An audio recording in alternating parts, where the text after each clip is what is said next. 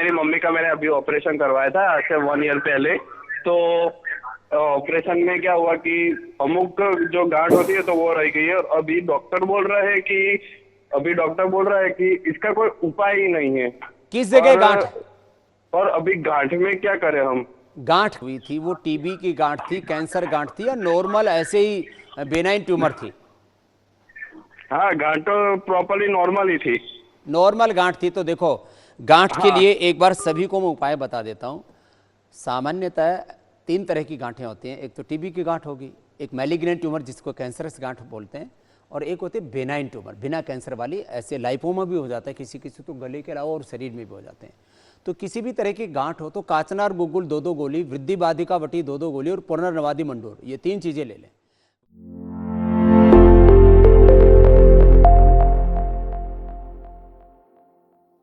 बाबा रामदेव के इस वीडियो को 28 लाख लोगों ने देखा है और 1000 से भी ज्यादा लोगों ने इस वीडियो पे कमेंट किया हुआ है। नमस्कार दोस्तों, मैं डॉक्टर नेहा राय, मैं स्मार्ट सर्जन्स की को फाउंडर हूं और आज के इस वीडियो में हम बाबा रामदेव की इसी वीडियो का विश्लेषण करेंगे और इसकी तह तक जाएंगे। तो पहले तो दोस्तों, इस वीडियो में बाबा रामदेव कहते हैं कि शरीर में सिर्फ 3 तरह की गांठें होती हैं। एक टीबी वाली गांठ, दूसरी कैंसर वाली गांठ और तीसरी बिनाइन गांठ, जिसमें वो लाइपोमा को भी मेंशन करते हैं। तो गांठों को जांचना और परखना इतना आसान नहीं है और शरीर में सिर्फ 3 तरह की गांठें नहीं होती हैं। हाँ, गांठ बनने के 3 मुख्य कारण जरूर होते हैं। इसमें सबसे पहला कारण होता है इन्फेक्शन। सिर्फ टीबी का इन्फेक्शन नहीं, कोई और इन्फेक्शन की वजह से भी शरीर में गांठें पैदा हो सकती हैं, टीबी के अलावा भी। दूसरी तरह की गांठ होती है जिनको बिनाइन ट्यूमर कहा जाता है। ये उस तरह की गांठ है जो कैंसर नहीं है, बल्कि जहां वो गांठ है वो वहीं पर रह जाती है, बढ़ती है, वहीं पर धीरे धीरे बढ़ती है, दूसरे शरीर के अंगों को ये अफेक्ट नहीं करती है। जो तीसरी टाइप की गांठ है, आप गांठ कह सकते हो या फिर ग्रोथ कह सकते हो, इसको बिनाइन ग्रोथ कहा जाता है, जिसमें आ सकते हैं आपके सिस्ट, यानी कि वहां पर पानी भर गया हो या त्वचा में जो तेल बनता है वो अटक जाता है और उधर ही गांठ जैसा ग्रोथ बन जाता है, इसको बिनाइन ग्रोथ कहा जाता है। और जो तीसरा कारण है वो जो कैंसर एज अ कारण है गांठ बनने का, ये गांठें जनरली ऊपर नहीं बनती हैं, जो दिखती नहीं है, अंदर की तरफ होती हैं। क्योंकि अगर कैंसर की गांठ इतनी आसानी से दिख जाती तो सोचिए कैंसर पकड़ना कितना आसान होता। चूंकि गांठों को समझना इतना आसान नहीं है, तो आपको अपने शरीर की गांठ को समझने के लिए एक ट्रेन डॉक्टर के पास जाना चाहिए, जो आपको सही जानकारी दे और बता सके कि ये गांठ क्या है और इसका सही उपचार क्या है।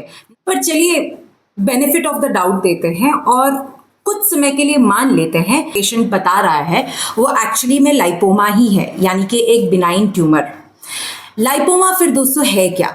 लाइपोमा एक ऐसा ट्यूमर है जो शरीर में चर्बी एक जगह इकट्ठा हो जाती है, और वो जब चर्बी इकट्ठा हो जाती है तो वो ट्यूमर का फॉर्म ले लेता है।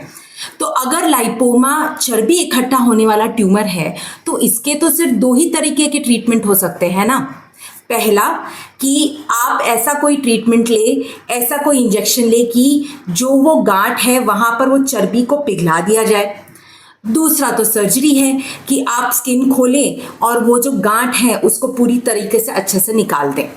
तो जब यही 2 तरीके हैं, तो ये जो दवाई लेंगे आप मुंह से, उसको थोड़ी पता होगा कि वो वहां पर गांठ बनी हुई है और यहाँ की चर्बी पिघलानी है, वो तो पूरे शरीर में जाएगा ना। तो ये लाइपोमा का इलाज कैसे हुआ? तो अभी पहले वाला जो ट्रीटमेंट ऑप्शन है उसको थोड़ा सा समझते हैं। यूएस एफडीए ने, मतलब अमेरिका की जो फूड एंड ड्रग एडमिनिस्ट्रेशन है, उन्होंने एक इंजेक्शन को अप्रूवल दिया था। ये इंजेक्शन जो होता है ना, ये चर्बी पिघलाने का काम करता है, जिसको लाइपोलाइसिस भी कहा जाता है। तो ये इंजेक्शन जो अप्रूव हुआ था, ये एक्चुअली में सबमेंटल फैट, यानी कि जो डबल चिन में इकट्ठा हुआ जो फैट होता है ना, उसमें दिया जाता है ताकि वो चर्बी को लोकली पिघला सके। पर इसको लाइपोमा के लिए अप्रूव नहीं किया गया था, क्योंकि लाइपोमा ऐसा समझिए कि आपने घी को या बटर को प्लास्टिक में डाल दिया हो और वो प्लास्टिक और वो जो घी है वो पूरा का पूरा लाइपोमा बन गया। तो जब आप लाइपोमा का निकालोगे तो आपको तो वो प्लास्टिक के साथ वो पूरा घी निकालना पड़ेगा ना, नहीं तो लाइपोमा का ट्रीटमेंट पूरा नहीं होगा। पर चूंकि सर्जरी का डर अपनी कंट्री में इतना ज़्यादा है, कुछ डॉक्टर्स ने कोशिश भी की कि क्या हमें इंजेक्शन देके लाइपोमा को ट्रीट कर सकते हैं। पर प्रॉब्लम ये है कि चूंकि ये पूरी तरह से लाइपोमा को ठीक नहीं करता, लाइपोमा फिर से वापस आ जाता है या फिर पूरी तरह से ठीक नहीं होता। तो लाइपोमा का सबसे सटीक उपाय, सबसे सटीक ट्रीटमेंट एक्चुअली में से सर्जरी है। और सर्जरी का नाम देख के घबराइए मत, क्योंकि मुझे खुद को लाइपोमा था और ये सर्जरी जब मैंने कराई थी तो वो सिर्फ 30 मिनट की सर्जरी थी। और सर्जरी कराने के बाद मैं एक्चुअली अपने ऑफिस जाके काम भी किया था। तो इस सर्जरी में क्या होता है कि डॉक्टर जो है इंसिजन लेता है स्किन पे एक छोटा सा, और उसमें से दबा दबा के वो लाइपोमा का पूरी तरह से निकाल देता है। अब 4 साल हो गए मेरी सर्जरी को और मेरा लाइपोमा अभी तक वापस नहीं आया है और मैं अपने रिजल्ट से बहुत खुश हूँ। एक और चीज़ मैंने इंटरनेट पे देखी है, लाइपोमा निकालने वाली क्रीम्स और ड्रॉप्स, इन किसी भी प्रोडक्ट पे कोई मेडिकल डेटा अवेलेबल नहीं है, पर ये बिक रही हैं Amazon, 1mg इस टाइप के ऑनलाइन प्लेटफॉर्म्स पे। बट इस पे कोई डेटा नहीं होने के कारण हम ये जानते ही नहीं है कि ये कारगर है भी या नहीं है, किस पे काम करता है, किस पे नहीं काम करता है। तो दोस्तों, जब सर्जरी जैसा सिंपल इलाज जो 30 मिनट या 1 घंटे में किया जा सकता है, तो आप अपना वक्त इन प्रोडक्ट्स और ड्रॉप्स पे मत ज़ाया कीजिए और किसी अच्छे डॉक्टर को दिखा के इससे 30 मिनट में इस लाइपोमा से आप निजात पा सकते हैं। तो दोस्तों, अगर आप अपने डॉक्टर के पास जाते हैं और डॉक्टर ये कहता है कि आपकी ये जो गांठ है ये एक्चुअली में लाइपोमा है, तो आपको बहुत खुश हो जाना चाहिए, क्योंकि लाइपोमा का इलाज इतना सरल है सर्जरी के माध्यम से और इतने जल्द किया जा सकता है और इसके रिजल्ट्स भी इतने परमानेंट है कि आप लाइपोमा से तुरंत निजात पा सकते हैं।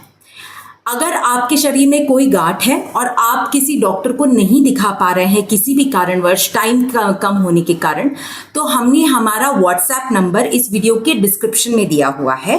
आप हमारे साथ कांटेक्ट कर सकते हैं और हम आपको सही मार्गदर्शन देने की कोशिश करेंगे। इसके अलावा हमारी जो वेबसाइट है स्मार्ट सर्जन्स की, उसमें लाइपोमा में काफ़ी डिटेल्ड में लिखा हुआ है, आप वहाँ पर भी जाके और जानकारी ले सकते हैं। इसीलिए आखिर में यह कहना चाहूँगी कि गांठ को कीजिए मत नज़रअंदाज, सही जानकारी से कीजिए सही इलाज। खुश रहिए, निरोगी रहिए। नमस्कार।